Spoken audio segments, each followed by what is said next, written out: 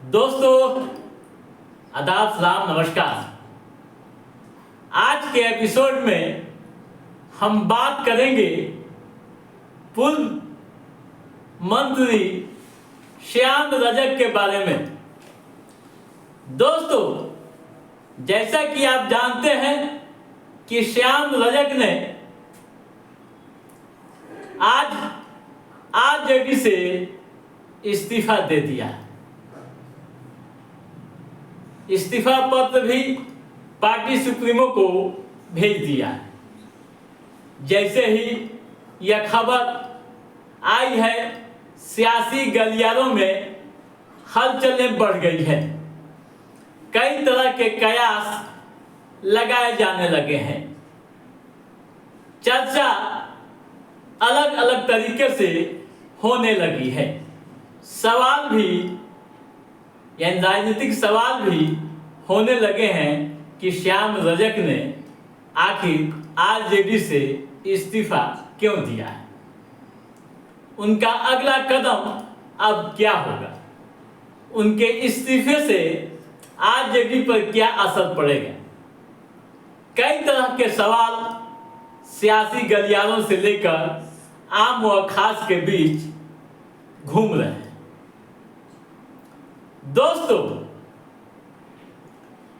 बिहार में जैसा कि आप जानते हैं कि 3 दलित चेहरे हैं, चिराग पासवान, जीतन राम मांझी और श्याम रजक, जिन्हें दलित समाज अपना नेता मानती है। चिराग पासवान व जीतन राम मांझी पहले से ही एनडीए में है, पहले से ही एनडीए में है। और जिस तरह की चर्चाएं हो रही है, सियासी गलियारों से जो बातें छन कर आ रही हैं, उसके अनुसार श्याम रजक जेडीयू में जा सकते हैं। अगर श्याम रजक जेडीयू में जाते हैं तो आप समझ लीजिए कि तीनों दलित नेता एनडीए के लिए काफी उपयोगी साबित होंगे, खासकर विधानसभा चुनाव में। जैसा कि आप जानते हैं कि अगले साल बिहार में विधानसभा चुनाव होने वाला है।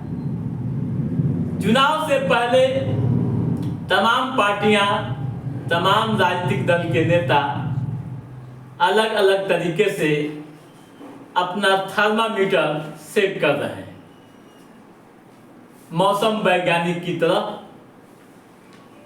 कि जनता का रुख क्या है, हवा का रुख क्या होगा, इस पर आकलन कर रहे हैं और अपनी सियासी सफर तय करने की कोशिश कर रहे हैं। दोस्तों श्याम रजक के इस्तीफे के बाद एक बड़ा बयान प्रतिपक्ष के नेता तेजस्वी यादव का आया है, जिसको लेकर भी सियासी सवाल खड़े किए जा रहे हैं। मीडिया को दिए एक बयान में तेजस्वी ने कहा, वो गए कोई बात नहीं, चुनाव आने वाला है, जहां गए हैं अच्छे से रहें, इसमें क्या करना है, इससे कोई फर्क नहीं पड़ता है। तेजस्वी के इस बयान को राजनीतिक विश्लेषक कई रूप में देख रहे हैं और सवाल भी खड़ा कर रहे हैं। सवाल क्या खड़ा कर रहे हैं कि श्याम रजक को इतने हल्के में वे क्यों ले रहे हैं, जबकि बताया यह जा रहा है कि तेजस्वी यादव ने ही उन्हें फिर से आरजेडी ज्वाइन कराया था। श्याम रजक लालू यादव के काफी करीबी माने जाते रहे। यूं कहूं कि उनकी पहचान भी आरजेडी से रही। कैसे, आइए इस पर भी हम चर्चा कर लेते हैं। दोस्तों, श्याम रजक पहले से ही आरजेडी में थे। वर्ष 1995 में आरजेडी के टिकट पर वे चुनाव लड़े थे और एमएलए बने थे। बताया जा रहा है कि राजनीति में अगर श्याम रजक की पहचान बनी तो आरजेडी से 6 बार एमएलए जीते, विधायक बने। वर्ष 2009 में आरजेडी से इस्तीफा देकर जेडीयू में चले गए।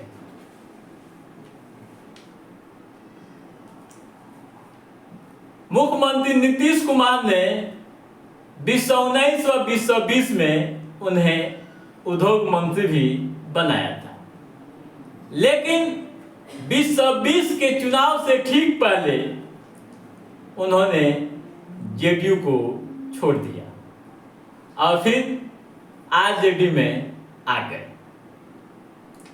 आरजेडी ने एक बड़ी जिम्मेवारी दी और उन्हें राष्ट्रीय महासचिव बनाया। ठीक है, ये उनका सियासी सफलनामा हुआ श्याम रजक साहब। दोस्तों, श्याम रजक ने अपने इस्तीफे में एक बड़ी बात कह दी। एक शेर लिखा है जिसकी चर्चा खूब हो रही है। त्यागपत्र में जो शेर लिखा है, क्या शेर लिखा है आप समझ लीजिए।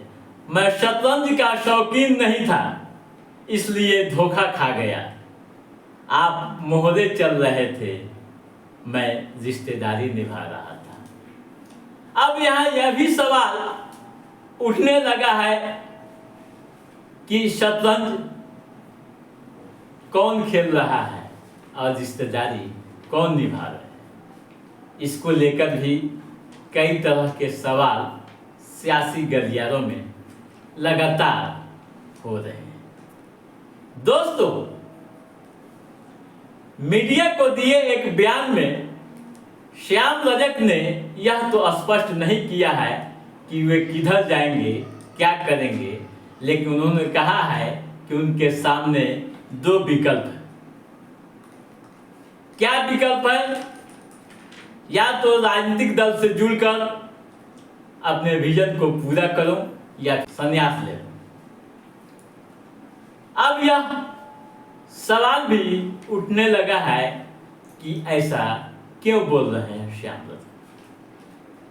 दोस्तों, सियासी गलियारों में जो बातें छन कर आ रही है उसके अनुसार श्याम रजक को विधानसभा चुनाव फुलवारी शरीफ से लड़ना है